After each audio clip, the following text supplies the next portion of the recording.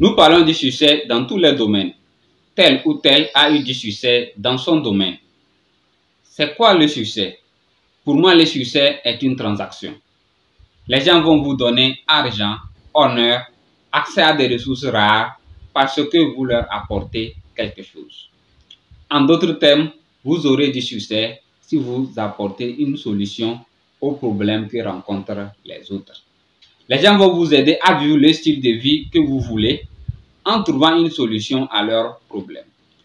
Nous allons parler ici de 3 stratégies pour avoir du succès et les 4 barrières mentales à briser, en tout cas pour atteindre le succès.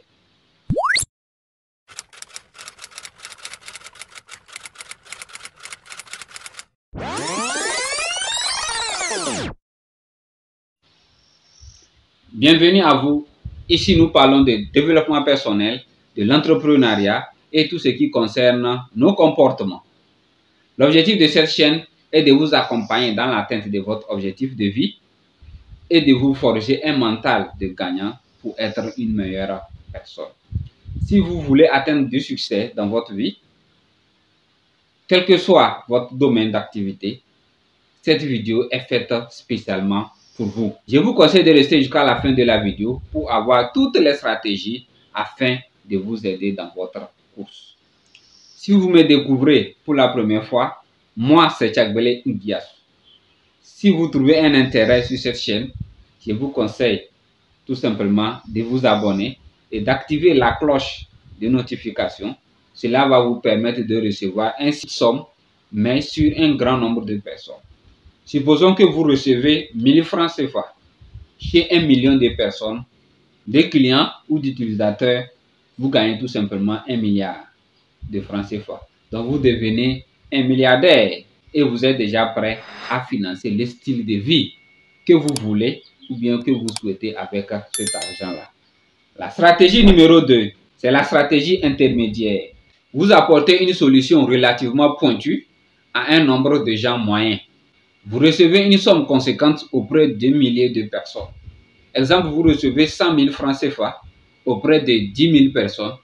Vous devenez tout de suite un milliardaire et vous êtes prêt à financer la vie que vous voulez. La stratégie numéro 3, c'est la stratégie des milliardaires. Vous apportez une solution extrêmement pointue à un nombre très limité de gens. Par exemple, le problème que peuvent rencontrer les milliardaires, c'est la mobilité. Ils veulent se déplacer rapidement. Vous pouvez par exemple créer une société privée d'aviation avec quelques jets privés. Un petit nombre de gens mais prêts à payer très cher pour une solution très pointue. En résumé, il y a de la place pour tout le monde. Peu importe qui vous êtes, peu importe votre objectif de vie, si vous voulez atteindre le succès, vous aurez forcément besoin d'argent. Pour moi, le succès d'une personne ne se définit pas par la somme de l'argent qu'il a en banque. L'argent reste pour moi un moyen d'atteindre un succès. Si vous êtes Mère Teresa, l'argent vous rendra plus Mère Teresa. Si une personne est con, l'argent lui rendra plus con. Voici les 3 stratégies clés pour que les gens financent le style de vie que vous souhaitez. Analysez vos forces, vos faiblesses et sachez où vous positionner afin de commencer par vous faire le maximum d'argent. Vous êtes prêt à financer la vie que vous voulez si vous parvenez à briser les 4 barrières mentales qui vous empêchent d'atteindre votre succès. Donc tout de suite, les 4 barrières. La barrière numéro 1 à franchir pour atteindre le succès, c'est accepter de couper les ponts avec les attentes de notre entourage et vous centrer sur vous-même. Pour certains, le succès, c'est beaucoup d'argent en banque et prêt à tout pour avoir assez de liquidité. Des belles voitures, des shows dans des boîtes chics, des restaurants, des plages, des fêtes chaque week-end. Ah, quelle jeunesse!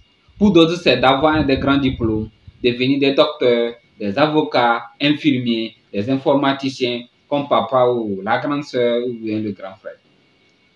Mais tu finis tout ça et tu ne te retrouves toujours pas. Tu sens toujours que tu es fait pour autre chose. Combien de personnes travaillent dans le stress? parce qu'elles sont dans un environnement totalement différent. Tu ne dois pas porter un habit qui ne te correspond pas. Il s'agit de toi, de ta vie et de ton succès. Je t'encourage à porter ton propre costume. De toute façon, tu seras plus heureux en étant toi-même qu'en essayant d'être une autre personne. Tu dois pour commencer définir pour toi ce que c'est que le succès. Quel est le succès pour toi? Tu dois définir ce qui est important pour toi. Aucune définition de succès n'est mieux que l'autre. De toutes les façons, sois toi-même et non une autre personne. Barrière mentale numéro 2 à franchir pour avoir le succès. Accepter de s'oublier et de penser aux autres.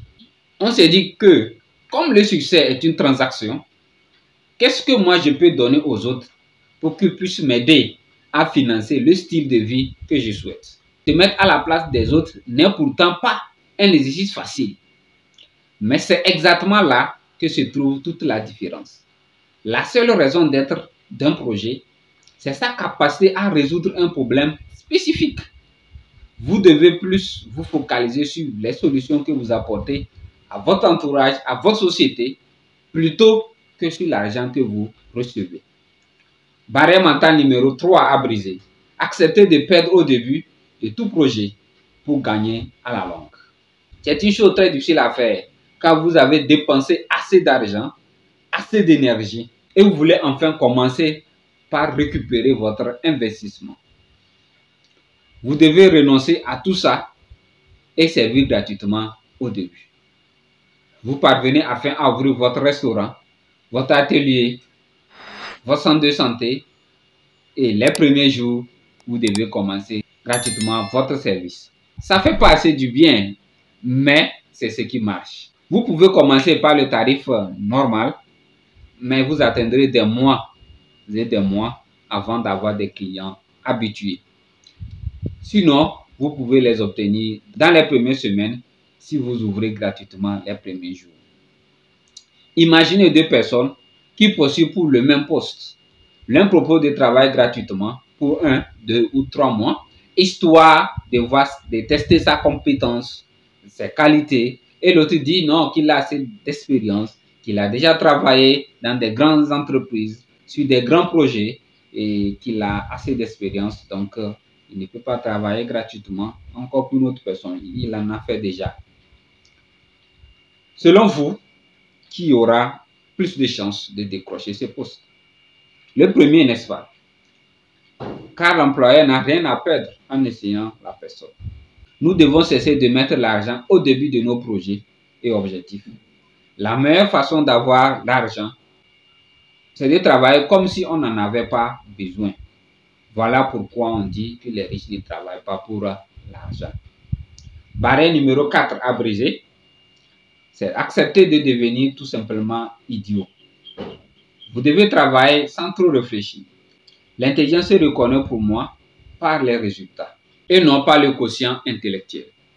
Vous avez tout simplement à faire ce qui marche, que ça soit original ou pas. Mais attendez, moi je suis plus. Si oui, laissez-moi un pouce bleu et pour m'encourager à produire des contenus de plus en plus de qualité. Abonnez-vous si ce n'est pas encore fait pour recevoir le maximum de signes à chaque fois que nous publions des contenus. Et également partagez cette vidéo autour de vous avec vos contacts amis pour nous aider à grossir cette magnifique communauté. Je vous aime bien et puis à la prochaine. Bye bye.